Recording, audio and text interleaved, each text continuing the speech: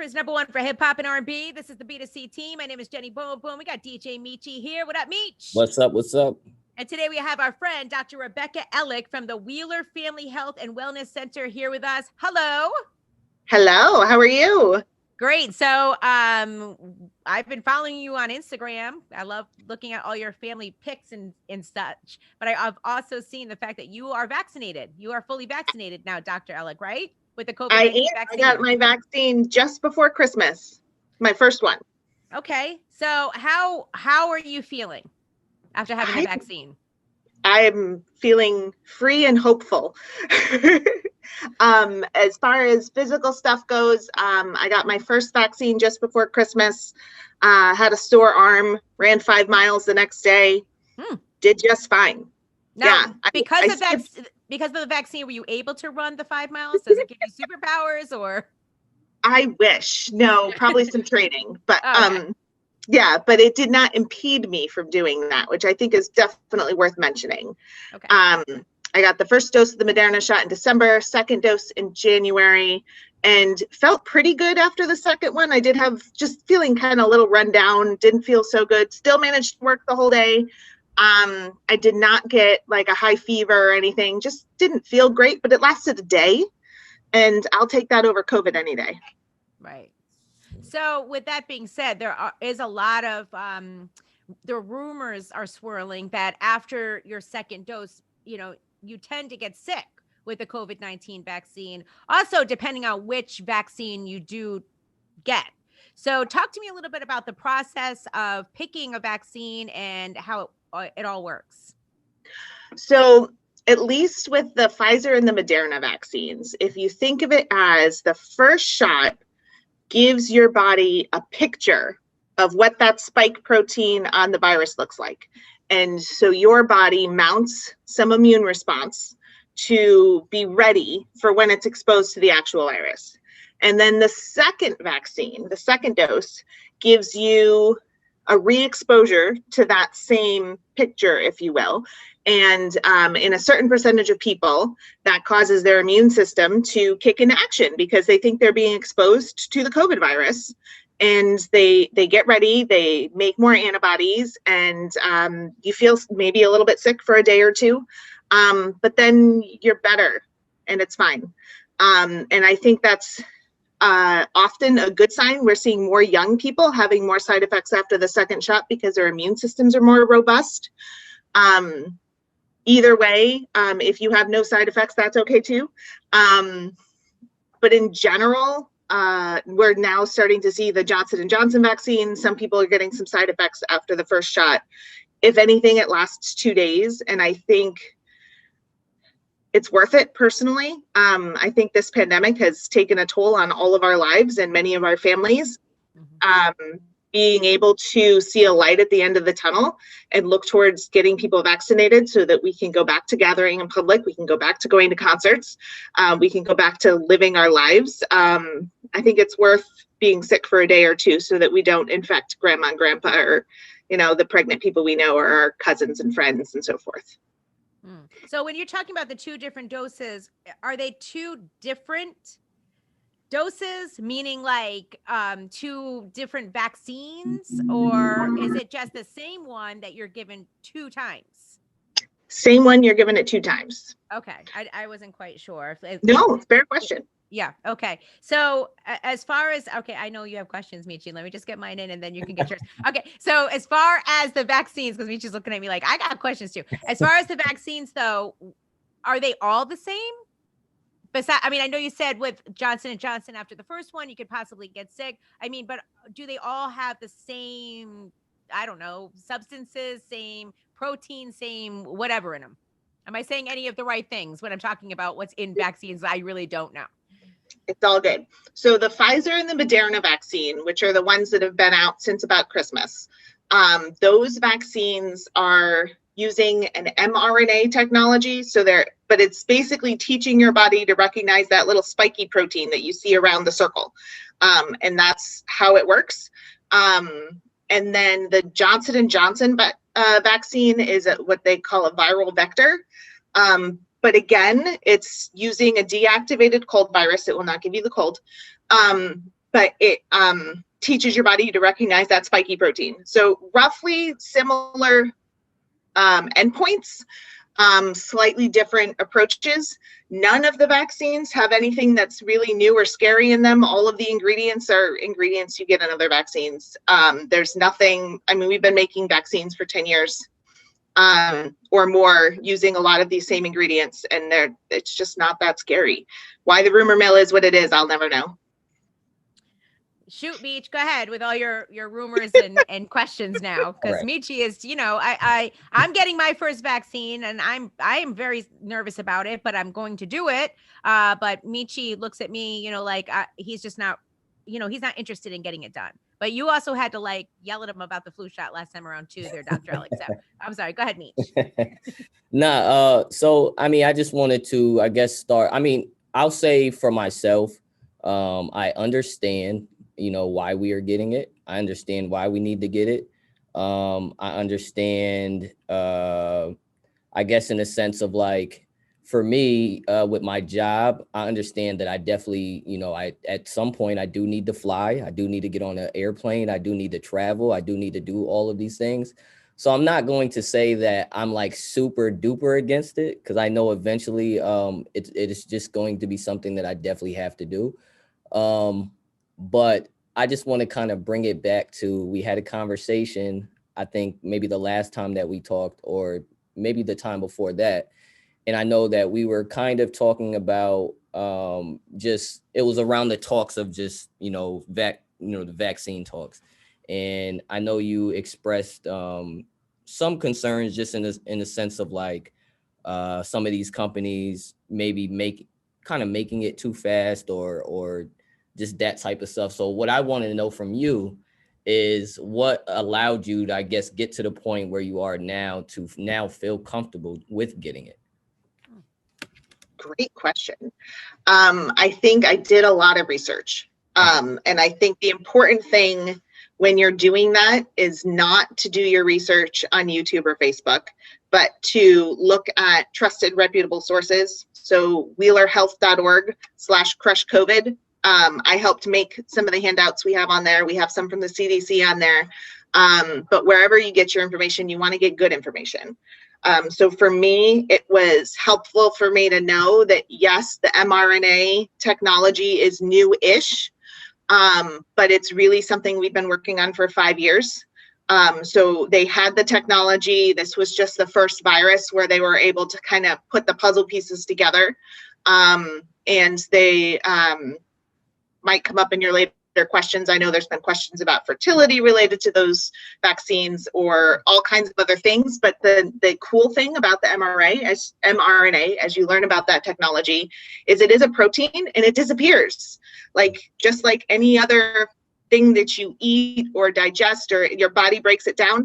So it's not in your system for very long. It's not going to cause any crazy long-term effects. And then another thing that I think was helpful for me to learn is that most vaccines, I know there's a lot of discussion of like what are going to be the long-term side effects, like what's going to come out, what's going to be the ad that the lawyers are running, 6 years from now saying, did you get your COVID vaccine? Like, yes, I did, and I want to sue. No, I'm kidding. Exactly. And most of those side effects that people have really start 3 months after they've had the vaccine. So we've been making vaccines for a very long time. It's more than 3 months since I've had mine, Jenny. Okay. You saw my eyes, right? I was like, oh God. But like because they know that when they ran these studies, they made sure that they were all more than 3 months. They were all 6 months long. So they gave enough time that they would know if there were going to be long-term side effects that we weren't anticipating, and there weren't any. So I think those things were reassuring to me. It's why I got vaccinated. It's why both of my parents got vaccinated, and I got my husband vaccinated. So I think all reassuring and helpful. And then one of the other things that we didn't have the data for before was the question of whether or not getting vaccinated would prevent you from transmitting COVID. So hypothetically, I'm vaccinated and I get exposed to COVID. Could I still share it with other people? And I can tell you, based on vaccine technology, like usually that's not the case. Like you get the flu vaccine so that you don't spread the flu to other people. But because when they were doing the Moderna and the Pfizer trials early on, we didn't have enough COVID tests available to like test people without them having symptoms. We just didn't have that data. So there was like that kind of initial confusion that I think a lot of people heard, like, why am I going to get a vaccine if it's not going to keep me from getting other people sick? But we have that data now. So because we make decisions based on science, we needed to wait for that to come out and for them to actually prove it, because we can say in theory, this is how it works, but we needed to prove it first. So we have that data now saying that if you're fully vaccinated 2 weeks after your second shot of the Moderna or the Pfizer, or 2 weeks after your Johnson & Johnson shot, that you're really not going to be spreading COVID. You should still wear a mask if you're in public places because you don't want to be a jerk, but it's definitely great news to me. And I think going forward, even more reason for people to get vaccinated. So, I mean, I know that it's going to be 16 plus soon. So they just like, you know, they did 65, 55, 45, and now 16 plus is like, you know, screw you 20 and 30-year-olds. But Thanks. how important is it for, you know, younger people to be vaccinated, Dr. Ehrlich? I think what we're seeing with young children, so like my kids, for example, they're really not as likely to spread COVID, partly because they don't cough as hard and they don't exhale as forcefully. Whereas you get teenagers who make out cough with each other. Pretty much, yeah. They're making out. And they cough a lot like adults do. They have bigger bodies, they have stronger lungs, or muscles around their lungs, and they are more likely to spread COVID. So I think in the end game, in like really controlling this pandemic, we got to get the teenagers too. Okay. So, you know, there's a lot of, well, Meechie, I know you wanted to really bring this up about the distrust in, you know, with minority groups as far as this vaccine. What do you have to say about that? I get it. I mean, I think the biggest thing is that I cannot tell you how many people I've spoken to that one of the first things that comes out of their mouth is, but what about the Tuskegee experiments? Yeah. And so why don't we revisit that, Dr. Ehrlich, for anyone that doesn't know, that might be a little bit younger and is not knowledgeable about that? Oh my gosh. I mean, the long and the short of it is we infected people with syphilis so we could treat symptoms and we could try to find a treatment for it. And we didn't just infect anybody, we infected Black people because that's how our government has made decisions in the past. And there are so many other examples of how Black, brown, indigenous, people of color have been really, really poorly treated, have been experimented on, and, you know, all for the advancement of science for white people. So I fully appreciate all of those concerns. Yet at the same time, it's really sad and unfortunate that those same populations are the ones that are dying at the highest rates from COVID. And I will 100% own, well, not myself, but like as a society, we own that is due to systemic racism. And that we have people who maybe aren't getting the same treatment because of their skin color or because of their socioeconomic background. We have people of color who are more likely to be working as essential workers, who didn't have that ability to work from home, who don't have the ability to advocate for themselves in the workplace, who don't have the ability to social distance appropriately, who maybe don't have the power to tell people around them to wear masks, and you know, live in tighter quarters, possibly due to redlining and other systemic issues of racism in suburbs and other surrounding communities. So there's a lot. And how do I, as a white physician, say to DJ Meechie here that I appreciate all of those reasons why you don't trust our healthcare system. And I also appreciate that your family is statistically more likely to have been affected by COVID. And I will not take that power away from you and tell you that you need to get this vaccine. However, I will do everything in my power to answer questions, to make you feel more comfortable. And I will get on any platform where I'm asked, like this one, so that I can have open and honest discussions, because I think people need to have good, accurate information of what the science is. Because right now, statistically, the white people in the suburbs are getting vaccinated. We're opening up our state. And who's going to be more at risk when COVID surges again? Yeah. All of our Black, Brown, Indigenous, and people of color. Wow. I felt you explained that beautifully, Dr. Ehrlich. Thank you. Absolutely. Yeah. You know, so with that being said, a friend of ours that we work with, we're not naming any names, but he said to me, he's a Black male, and he said, why am I going to get this vaccine if I'm going to still have to wear a mask and social distance? That's a great question. Well, for one, when you are in more private situations, when you're getting together with other people who are fully vaccinated, you don't have to wear a mask. That's a bonus. We can hang out and drink and have fun again.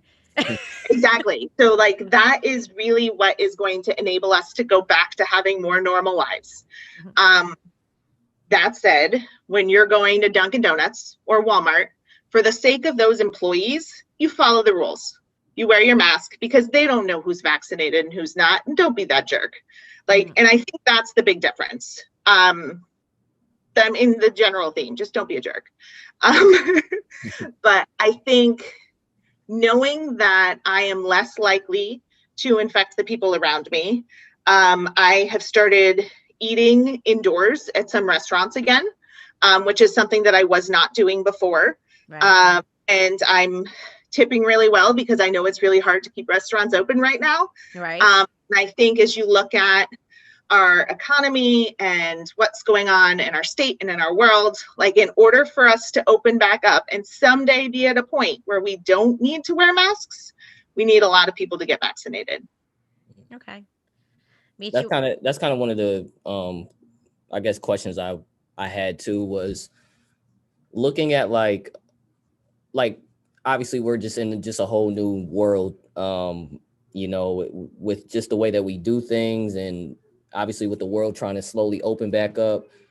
I got an email yesterday, you know, there's a show coming to Connecticut, and when you purchase the ticket, you get like a COVID rapid test with the ticket, you know, and you have to like send in your or show your results, you know, to get inside the venue and stuff like that. And I'm just like, is this going to be like a normal thing going forward now? Or is it like, if we get enough people vaccinated, like things will kind of go back to normal? My hope is that this would be temporary. And it's interesting that you mentioned that, because I feel like even though our government hasn't come out and most employers have not come out and said this is mandatory, there are a lot of like small areas where I think COVID vaccines are going to become mandatory. I'm signed up for a trail run. It's a race in Rhode Island in August, and they already emailed us and said you need to show proof of vaccination or you need to have a negative test 72 hours before the race. Wow. And you're going to wear masks at the start and whatever. But that's how they got their permits, really, and how they're going to keep people safe. But do I think 5 years from now that'll be a thing? If we can get enough people vaccinated and our numbers are low enough that it doesn't matter, maybe not. So Dr. Ehrlich, will this be something we do every year, kind of like the flu shot? Great question, and we don't know yet. So because we got emergency use authorization for these vaccines, we did studies that are long enough to know if there were going to be like long-term or permanent side effects, but we did not do studies long enough to say, how long will this immunity last for? And it's possible this could be an annual shot like the flu shot, which is, you know, based on what we're predicting is going to be available that season, or like what variants or mutations we think will be most prominent, or it's possible we can, I don't know, get it every few years like some of the other vaccines, but time will tell. Those studies are still ongoing.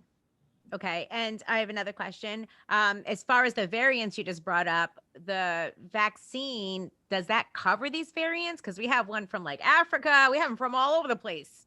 So yeah, I think the media has made a big deal about variants. I am not as concerned about variants. I think the UK variant is the most prominent in Connecticut. All three of the vaccines that we have right now are showing to be really effective against those variants. We're still waiting on more studies on the South African variant. But viruses mutate. And so far, like that little spiky protein hasn't changed all that much. So I think our vaccines are good. And the sooner we can get people vaccinated, the less spread we'll have and the less mutations we'll have going forward.